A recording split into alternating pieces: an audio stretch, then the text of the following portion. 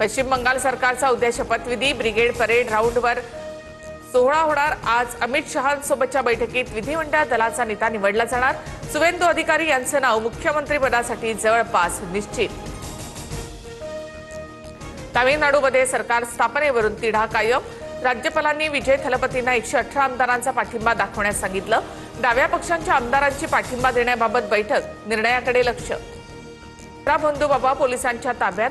आडीगावमधून वीरकर महाराजासह त्याच्या भावाला टेंभुर्णी पोलिसांकडून अटक।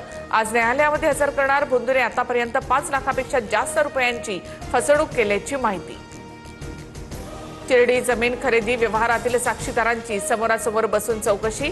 फरार असलेल्या पत्नी कल्पना खरातबाबत भोंदू अशोक खरातचं मौन। अवैध सावकारी प्रकरणामध्ये कल्पना खरात आरोपी आहे। 10वी बोर्डाच्या परीक्षेचा निकाल 92.9%। यंदाही मुलींनीच बाजी मारली। 94% मुली तर 89% मुलं उत्तीर्ण। कोकण विभागामध्ये सर्वाधिक 97.62% निकाल।